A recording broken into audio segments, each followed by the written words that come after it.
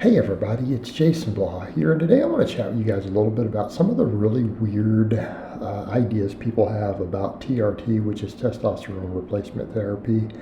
And when I say that, I am referring to being in the normal range. In other words, I'm not talking about people who are either self-medicating or doctor prescribed who are above the normal physiological range. So when I say TRT, I do mean the word testosterone replacement therapy.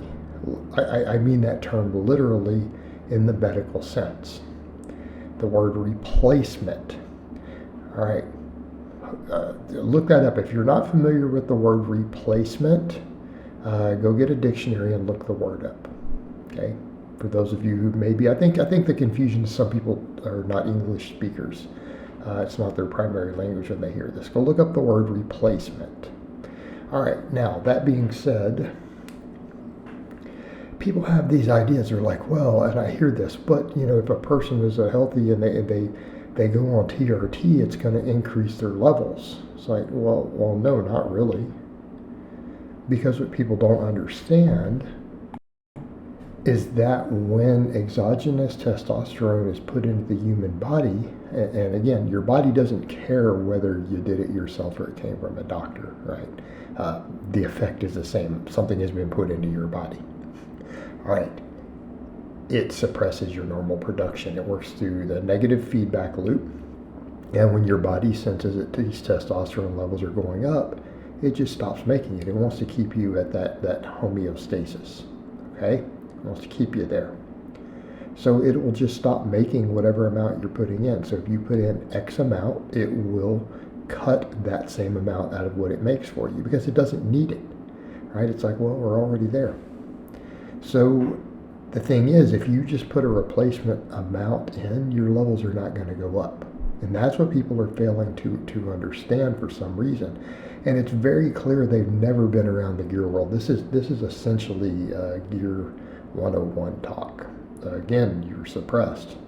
This is why people discuss stuff like post-cycle therapy. This is why they discuss problems when you come off. Okay, it's not an instantaneous, your body starts making it again. So that's what people are also forgetting. It's not just a case of, hey, you're on this and you just come off of it and you instantaneously start making it again. Well, that doesn't work either. That's not how it works. It would be really nice if it did. In fact, if that were the case, if using these substances did not suppress normal production, most of our health concerns would be unwarranted. In fact, we probably wouldn't even use testosterone. Like gear users in the gear world probably wouldn't even mess with test. They would just go to all normal anabolics because their body would still keep making the normal amount. They'd be good. They just add to it. With other less harsh substances, that would probably be the norm. But that being said, the problem is people think that that's how it works. It's not how it works. Another big factor I keep having people talk about is, well, but they keep your levels stable. So, a person who has a normal production, there's fluctuates through the day. And so, if a person's more stable, that would cause more muscle growth or more muscle retention in a diet. But no, it wouldn't.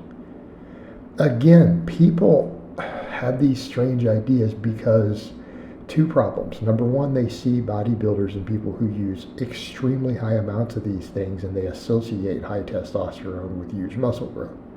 Okay, so then they extrapolate that and say, well, this person who has 10 times the amount of a 16-year-old in their body gains a lot of muscle, so any increase, minor shifts, must be really important, but they aren't, number one. And again, the same thing, they notice that men usually have more muscle than women. So like, it's the testosterone. But the reality is it's not even the testosterone. That's a whole nother topic. Men don't gain muscle faster than women in the gym. Frame size and starting disposition is a big deal. Okay, so just an FYI. Estrogen is just as anabolic as testosterone. People seem unaware of that for some reason. But that's a whole other topic. So they have this idea that any fluctuation matters, but what I'm saying is it doesn't. And in other words, if a person, and this is kind of what the data shows, if all other factors are equal, let's say a person is at the slightly lowish end, not even low, just not amazing testosterone. Let's say 400 nanograms per deciliter, but the range being 300 to 1,000. 800 to 1,000 is almost unheard of, by the way. That's the normal range, but that's like less than 1% of the population. So let's say around 400 to 600 is where the 90% of healthy men are probably going to be. Okay. There's like no difference for that. So people are like, but that's a 50% difference. And they think that that's going to be pounds of muscle different. It's not. So in other words, if all other factors are equal, lifestyle, training, genetics, a guy who has a 600 testosterone level, just natural production, versus a guy who has a 400, they're not going to be a difference in the muscle they gain. Okay? You're not going to have a significant measurable difference. So do you see where I'm going with this? So a person who fluctuates 400 to 600 throughout the day is at no difference from a person who just sits at 500. Let's say a person is on TRT and they stay at 500. Actually, I'll say they stay at 600. Because I could say in between so that we can understand that the stability doesn't matter.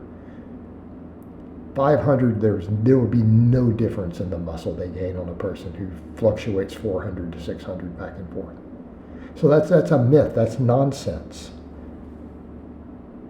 It's not true. But I'll go so far as to say that a guy who stays at 600 due to TRT is not going to gain muscle faster than a guy who fluctuates 400 to 600 through the day, because 400 to 600 is no real difference in terms of muscle. They might have a slightly better mood and slightly better sex drive, maybe, but it's not going to be like 5 pounds of muscle difference or something crazy. Again, this is just simply not how it works. This isn't supported by science. And people are hearing all this and they're so obsessed over this. Oh, this little 30 or 40 or 50% fluctuation in the middle of the normal range. And they don't realize that the guys who are gaining a bunch of muscle from using stuff, they're not 400 to 600, they're at 5,000. Okay. 3,000, 4,000, 5,000, whatever. That's the guys you're seeing. Your so-called natty influencer you follow might be sitting at 4,000 half the year. All right? Because, he's natural because he says he's natural. That's what natural means. Right? Natural is someone who claims to be natural. All right.